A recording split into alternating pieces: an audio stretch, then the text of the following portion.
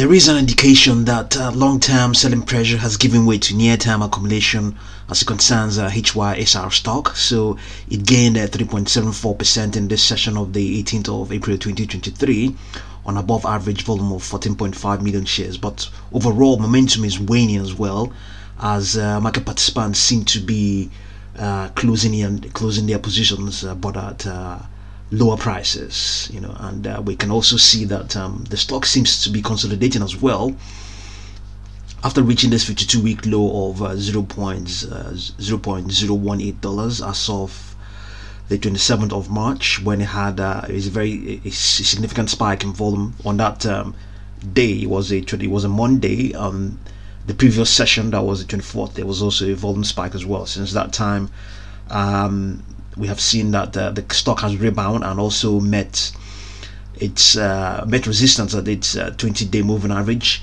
That's a primary that's roughly around where you have its primary demand line, which is around the 21-day moving average, and a lot of things happened there.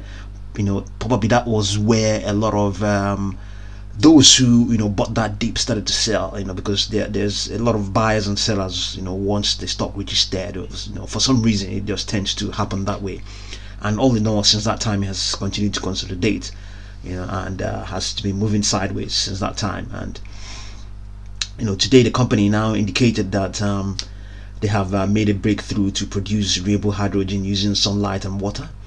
And today they announced the company has achieved a key photovoltage milestone that it believes will position the company's technology as one of the most cost-effective green hydrogen production methods available. Okay, the SunHydrogen panel is currently the only self-contained nanoparticle-based hydrogen generation device of its kind that utilizes the sun's energy to split water molecules into high-purity green hydrogen and oxygen, since the unveiling of SunHydrogen's largest prototype model to date. The company continues to make significant strides in the development of its nanoparticle-based semiconductor units. This SunHydrogen single junction semiconductor units can now generate an open circuit photovoltage of over 0.9 volts, and when combined as two junctions, they can reliably generate over 1.8 volts. Additionally, with a single junction, they have attained photocurrent densities as high as 13.2 milliamps per second centimeter per substrate. The above results have been achieved at a scale of 25 centimeter squared per substrate, the same scale as a substrate used in the company's most recent 1.5 square foot prototype panel. So that's the news behind this rally we are talking about here. But at the same time, I think overall there seems to be some skepticism, which very well, around all of these the technology the company is pursuing. There seems to be some sort of skepticism towards it. They're not investors are not really buying this very much. They're not buying it very much, and the reason the stock has been retracing at least since the past 2 years, is amongst other things because the company is not making money. It's still developing its concept, and it has employees, it's pursuing this research, so it will always need money, and there are hedge funds involved. They're not getting the funds from banks, so they're the people who are, amongst other things, they are the ones who are using safe harbors and all that stuff to recoup the money they invested in the company. And at the same time, other market participants are also, if they have the opportunity, they are selling the stock short. Those who are very skeptical about generating hydrogen with sunlight and water, for a lot of market participants, they don't buy that. They want to see the company spend money. They want to see company with a device that will involve output and input, financial output and input. So a device that probably would involve the users to maybe buy something or use a resource or that sort of thing.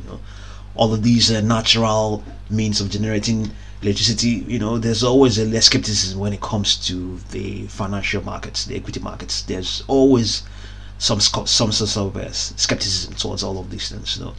So, but all in all, what we can see is that statistically, there is a 92.36% likelihood that HYSR stock will drop below $0.21, which is this is the price it closed at as of today, the 18th of April. There's a 92.36% that it will drop below that price based on the 20-day moving average of $0.02 and also the standard deviation of $0.0007 for that moving average. So it's highly likely that it's going to fall back towards where that 20-day moving average, the 20-day moving average is. So going by what we have on TradingView, we can see that the projections don't agree with our probability.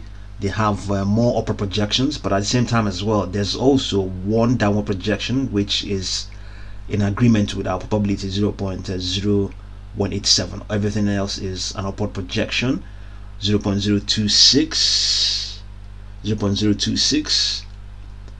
Next one is 0.0282, all the way towards 0.0583. Last time it reached, and it wasn't anything close to that sort of level, would all be 0.05.